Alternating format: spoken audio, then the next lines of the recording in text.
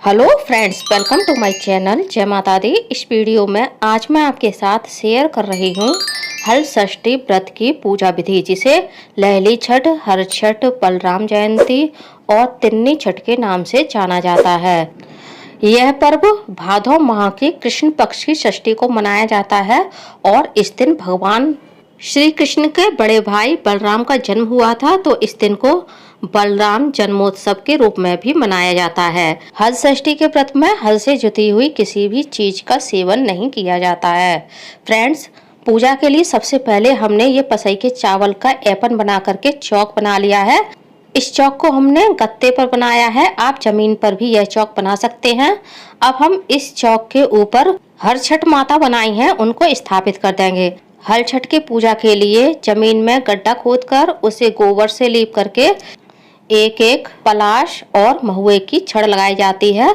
तो हमने इस प्रकार से वो छड़ इस गमले में लगा ली है, क्योंकि अब कच्चे मकान होते नहीं हैं और तालाब हम घर में बना नहीं सकते हैं। तो आप इस तरह से किसी गमले में भी लगा करके छठ माता बना सकते हैं। अब हम फूलों का आसन दे करके जो छठ माता का हमने फोटो लिया है इसको भी स्थापित कर देंगे। अब हम थोड़े से गेहूं जो चौक बनाया है उस पर छोड़ देंगे और फूलों का आसन दे करके जो हमने गौर माता बनाई है इनको भी स्थापित कर देंगे। हल षष्ठी की पूजा में गौर माता मिट्टी से अवश्य से बनाई जाती हैं, तो आप इस प्रकार से बना सकते हैं। अब हम एक घी का दीपक लेंगे जिसको हमने भैंस के घी से बनाया है। फ्रेंड्स, आपको हल षष्ठी के व्रत में गाय के गोबर, दही, दूध, मक्खन किसी का भी यूज नहीं करना है। अब हम छठ माता को धूप दीप दिखाएंगे और थोड़े से फूलों का आसन दे करके हम दीपक को भी चौकी पर विराजित कर देंगे। इस प्रकार से हमने सभी को धूप दीप दिखा दिया है। अब हम सबसे पहले गौर माता का पूजन करेंगे। गौर माता को हम आलता लगा देंगे और सिंदूर दान करेंगे। गौर माता को आप 5 बार या 7 बार सिंदूर दान कर सकते हैं। इसके बाद हम माता रानी को पसई के चावल रूपी अक्षत अर्पित करेंगे। फ्रेंड्स, इसमें आपको सिंपल चावल का यूज नहीं करना है, क्योंकि वो चावल भी हल से जुते हुए होते हैं।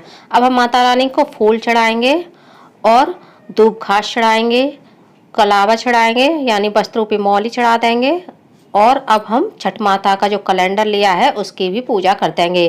पहले भगवान गणेश की पूजा करेंगे, माता दुर्गा की, माता लक्ष्मी की, भगवान भोलेनाथ की, और जो गंगा जमुना देवी देवता जो भी इस कैलेंडर में बने हुए हैं उन सभी का हमको पूजन करना है।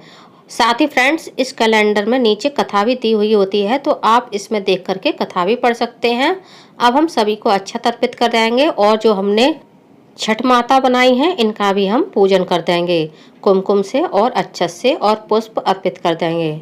अब मैंने छठ माता को एक फूलों की माला और चुंदरी भी अर्पित कर दी है। यदि आपके पास फूलों की माला ना हो तो आप केवल पुष्प अर्पित कर सकते हैं, और कोई लाल वस्त्र भी माता रानी को चुंदरी के रूप में अर्पित कर सकते हैं। इस प्रकार से हमने छठ माता का पूजन कर दिया है। अब हम सभी भगवान को कुछ पुष्प अर्पित करेंगे। हल छठ की पूजा में आप कोई भी पुष्प भगवान को, देवी देवताओं को अर्पित कर सकते हैं। अब हम छठ माता को वस्त्र रूपी मौली अर्पित कर देंगे। अब हमने जो सुहाग पिटारी ली है वो भी हम गौरी माता को और छठ माता को अर्पित कर देंगे। और फलों में हमने 6 केले लिए हैं, इनका भी भोग हम माता रानी को लगा देंगे। आप हल षष्ठी के व्रत में केले, ककड़ी, सेब, अनार ये फल खा सकते हैं। जो फल पेड़ पर उगते हैं उन सभी को आप खा सकते हैं, और जिन फलों और अनाजों को हल चला करके जमीन में बोया जाता है, उगाया जाता है, उन फलों का, उन सब्जियों का, उन चीजों का आपको इस व्रत में सेवन नहीं करना है। अब हमने जो 7 भुने हुए अनाज लिए हैं इनका भी हम माता रानी के सामने भोग लगा देंगे। और हमने भैंस के दूध से बनी हुई बर्फी ली है भोग के लिए, इसका भी भोग हम लगा देंगे। ये भोग की बर्फी आपको नहीं खानी है, क्योंकि इसमें शक्कर पड़ी हुई है, और शक्कर को हल चलाकर ही खेत में गन्ने को बोया जाता है, तब शक्कर बनाई जाती है। शक्कर से बनी हुई मिठाइयों का भोग आप हल छठ माता के व्रत में माता रानी को लगा सकते हैं, लेकिन आपको उन चीजों का सेवन नहीं करना है जिसमें शक्कर पड़ी हो। साथ ही आपको गाय के दूध से बने पदार्थों का भी यूज इस पूजा में नहीं करना है। अब हम एक कटोरी लेंगे और इसमें हमने 7 जो भुने हुए अनाज लिए हैं उनको रख लेंगे। 7 अनाज में मैंने मक्का, चावल, गेहूं, चौंदरी, मटर, बाजरा और चना लिया हुआ है। अब हम इन सभी चीज़ों में भैंस के दूध से बने हुए दही को मिक्स कर लेंगे।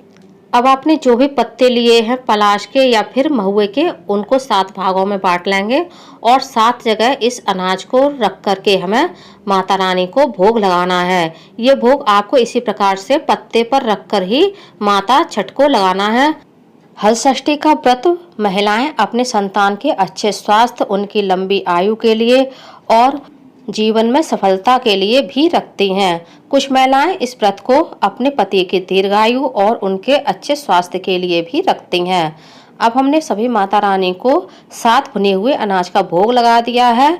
हलषष्ठी की व्रत की पूजा सामग्री क्या है, इसका भी वीडियो मेरे चैनल पर आ चुका है, वहां से जाकर के आप वह वीडियो देख सकते हैं। फ्रेंड्स, अब हम एक और कटोरी लेंगे जिसमें कि हम थोड़ा सा दही डालेंगे और पसई के चावल डालेंगे। इस भोग को भी आपको उसी तरह छठ माता को लगाना है जिस तरह से हमने 7 अनाजों का भोग माता रानी को लगाया था। अब हम महुए के पत्ते या फिर पलाश के पत्ते लेंगे, जो भी आपके पास हो वो ले लें। आप उनको 7 भागों में इस प्रकार से बांट लें और जो हमने दही के साथ पसई के चावल का भोग तैयार किया है, अलग अलग 7 जगह हम इस भोग को पत्तों पर रख देंगे और छठ माता का भोग लगाएंगे। उसके बाद जब हमारी पूजा संपूर्ण हो जाएगी तब छठ माता के पास बैठकर ही हमें, यानी जो लोग व्रत रखते हैं, उन्हें इनका सेवन करना होता है। अब हम हाथ में थोड़े से पसई के चावल लेंगे, पुष्प लेंगे और हलषष्ठी की कथा सुनेंगे या फिर पढ़ेंगे। कोई भी व्रत कथा खाली हाथ पढ़ी या सुनी नहीं जाती है, तो आप इस प्रकार से पुष्प और चावल हाथ में ले लें। जब हमारी कथा संपूर्ण हो जाएगी तो जो हमने पुष्प और चावल हाथ में लिए हैं वो हम गौरी माता और छठ माता को अर्पित कर देंगे। अब हम माता रानी से चरण स्पर्श करके उनसे आशीर्वाद लेंगे। अब हम हवन करेंगे। हवन के लिए मैंने पीतल का हवन कुंड ले लिया है। आपके पास जो भी हवन कुंड हो आप वो ले लें। मैं ये हवन बिना आम की समिधा और उपले के कर रही हूँ। आप ये हवन भैंस के उपले से या फिर आम की समिधाओं से भी कर सकते हैं। पतासे पर हमने एक कपूर रखा है और अग्नि को प्रज्वलित कर लिया है। अब हम छठ माता के नाम से 6 आहुति हवन कुंड में दे सकते हैं। आप एक लौंग का जोड़ा, इलायची, कपूर, बतासा, ये सारी चीज़ें भी हवन कुंड में अवश्य चढ़ाएं। अब हम हवन की आरती छठ माता को देंगे और स्वयं भी आरती लेंगे और अपने बच्चों से और परिवार के सभी सदस्यों से हवन की आरती लेने के लिए बोल देंगे। अब हम आरती करेंगे। फ्रेंड्स, इस व्रत में आप यदि कोई मीठी चीज़ खाना चाहते हैं तो किसी पानी में या दूध में छुहारा डाल करके रखते हैं। उसके बाद आप उससे मीठी चाय वगैरह बना सकते हैं। इस प्रकार से आप मीठा खा सकते हैं। शक्कर आपको नहीं खानी है। इस व्रत में आप मेवे खा सकते हैं, नाड़ी की भुजिया खा सकते हैं। पसई के चावल के अलावा आप समा के चावल से भी खिचड़ी या फिर खीर बना करके खा सकते हैं। फ्रेंड्स, हमने जो 7 भुने हुए अनाज का भोग निकाला है, इस अनाज को आप अगले दिन गाय को या फिर भैंस को खिला सकते हैं और जो पसई के चावल का भोग निकाला है वह आपको स्वयं ही खाना है। तो फ्रेंड्स, आप लोगों को मेरा यह वीडियो कैसा लगा कमेंट्स करके ज़रूर बताइएगा और यदि आप मेरे चैनल पूनम की आस्था पर पहली बार आए हैं तो प्लीज़ चैनल को सब्सक्राइब कर लीजिए। वीडियो को ज़्यादा से ज़्यादा लाइक कीजिए, शेयर कीजिए, साथ ही बेल आइकन को प्रेस कर दीजिए ताकि हमारे आने वाली सारी लेटेस्ट वीडियो की नोटिफिकेशन आप लोगों को टाइम से मिल सके। कॉमेंट्स बॉक्स में छठ माता की जय अवश्य लिखिएगा। धन्यवाद फ्रेंड्स। बोलिए छठ माता की जय।